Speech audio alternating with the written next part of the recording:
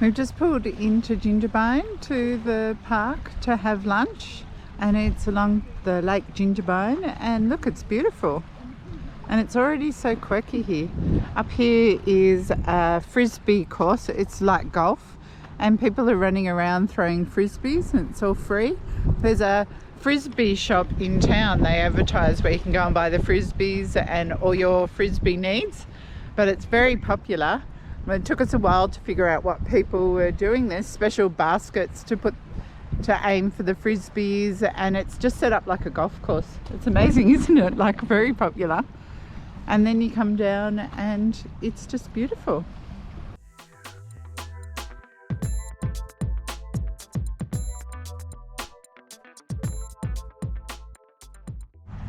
Well, here we are at Ghostwood camping ground at Jindabyne, about 3 minutes outside of Jindabyne, at a hip camp on a private property. And there's two sites, one there and we have the other site.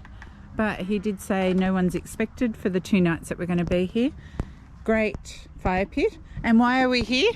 Well, it's our 31st wedding anniversary. So how did we last? Basically, the last 4 days we've spent in Melbourne drinking, eating, watching ice hockey, drinking, eating, watching ice hockey, drinking, eating, watching ice hockey for 3 days straight. That's all we've done. Our team, the Canberra Brave, actually won the Goodall Cup, and it was a big celebration, and our team really played so well all through the year. And it's a bit of a tradition with us. We've made so many friends, and I run around taking pictures of everybody. I call it the Brave Family Album, and we have a great time. But we were just looking for a bit of us time and quiet. Just opposite, there's a resort, so if you didn't want to cook, you could walk across the road to the station resort and have meals, and there's a bar and everything. Well, I've bought a few special meals and all of our favourite things to have and relax, and they've supplied firewood. There is snow. There's snow on the snowfields, and we have the New South Wales National Parks entry that we bought in March, and it includes the snowfields. We paid the extra money so we can come in and out as much as we like, and we're really close to the entrance here, so that's exciting. We have many friends that stay in the caravan park at Jindabyne and say it's great. There's also a small caravan park up Guthica Road inside the national park, but we just couldn't get our site there at all. We're going to drive past a few of the camping sites inside the national park and look how crowded they are and whether they'd be suitable for us in the future. When we arrived here, I told the guy that I like taking photos of birds, and he went, "Oh, you won't be disappointed here. There's a whole range of birds that come." And just up there are two, they look like a pair. I don't know if they're kestrels or eagles. John and I have been debating. And they've been there mucking around, hunting and feeding. And now they've like settled, and they're so still you can hardly see them. And they've been there for about an hour. For dinner tonight, we're going to have pork ribs, and we're going to try and do them over the fire, and it's not something that we've done before. I bought a really old tin from home, and I've just bought one lot of ribs, which seems to have, we even fed some to the dog, and it's still this big. I've used a Texan rub on them, and then a smoky barbecue marinade mixed with a bit of soy sauce. And they have sat all day. So what I'm going to do is put them in here, seal it up, put them over the fire, and then when they're just about done, we're going to use the grill over the open fire from our normal fire and finish them off. Well, it worked. And this is the result. They're quite yummy.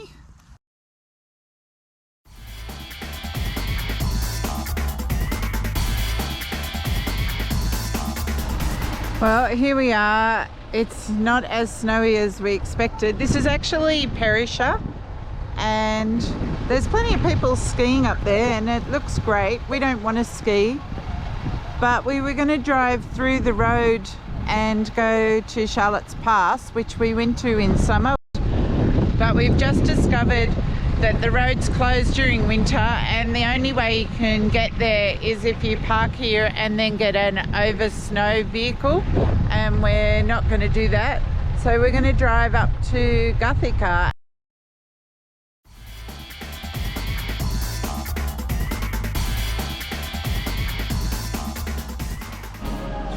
So we've driven around to Gothica and it's really the place better suited to John and I. It's nice and quiet and it's personal, and we've just had a great breakfast here.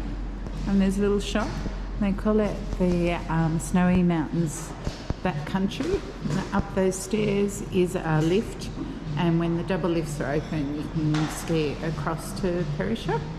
And the banana bread was really yummy, wasn't it? And there's nobody here, which is just bizarre. Easy to park, and this is the view. But absolutely beautiful, and I'm so glad we drove up here.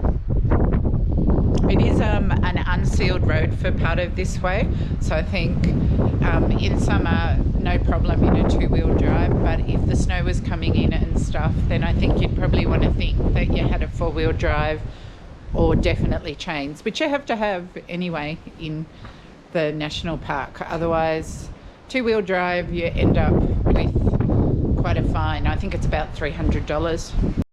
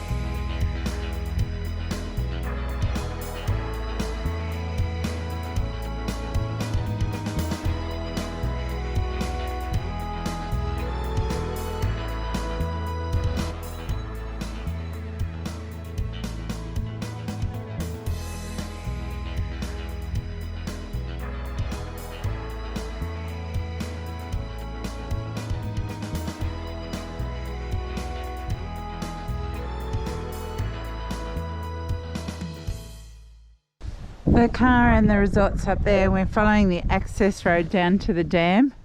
It's easy to walk along here and it's still just beautiful.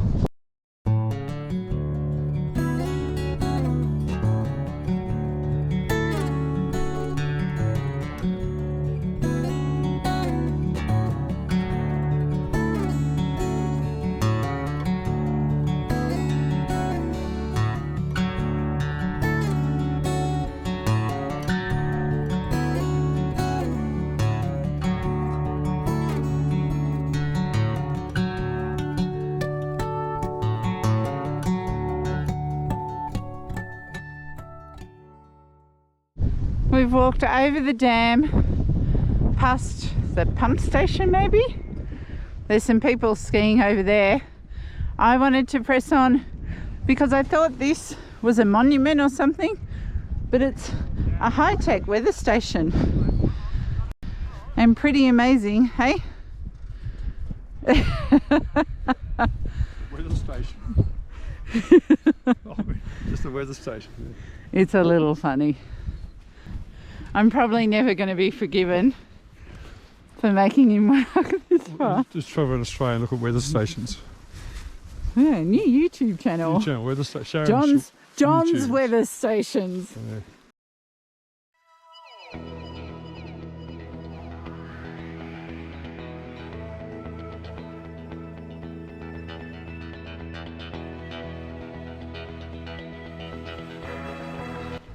I'm following this little bit of an access road down before I head back to John. And look at this, you would think we were in a different country.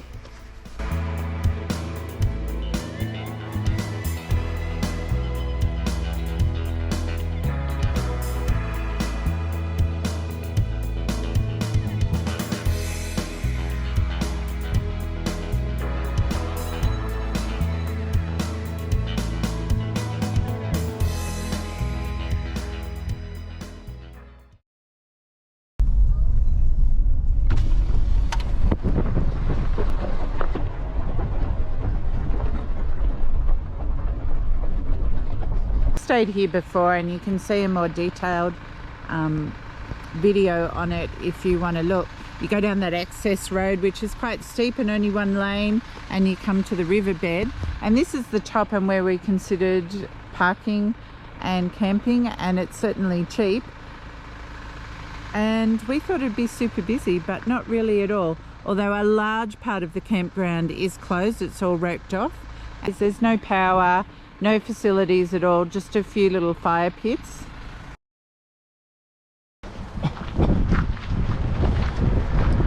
When the weather isn't playing and you're in Jindabyne, this is the place to come to, isn't it?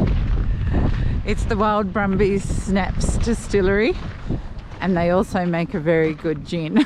And coffee. And coffee, hoping John's thinking. And it's just beautiful. The outside's done with different sculptural pieces.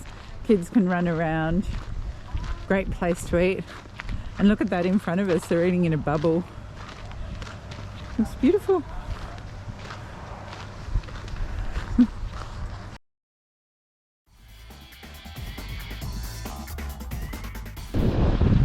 Well, that's good news. Last time I camped here at Nagaro, it was a bit of a fight for sites, and people that hadn't booked were turning up and taking other people's sites, and nothing was numbered or marked out. And we've just driven through that. While there's fewer people than I expected, it's good to see on the ground that they've actually marked all the campsites out with numbers.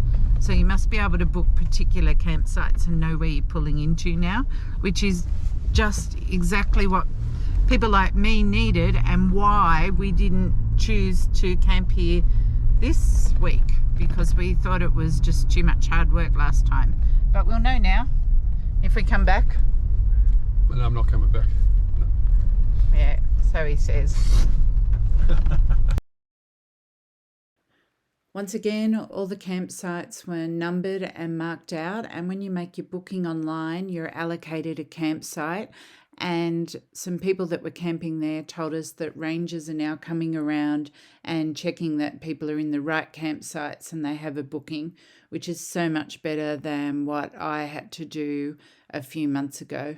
Well done, National Parks. Such a hard life. I'm sitting here editing photos next to the fire at Jindabyne, and the kookaburras are just going off because the big falcon, or whatever it is, hawk, has just landed, the two of them. They were mating this morning for all of us to watch, and everybody's going off because they've just come back home. I'm sure there's a nest in that tree that they're preparing.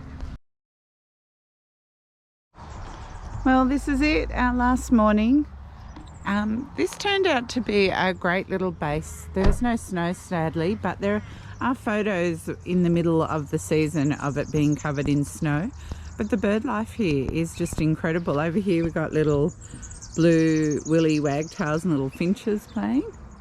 And the little eagles, which I've found out that's officially what they are, they're up in the top of those trees. That they've just bought a killback, like it looked like a mouse or something, and all the other birds were chasing it. And it's just pretty, low cost.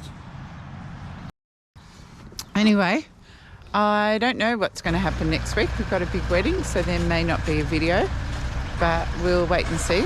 I'll see you on the other side.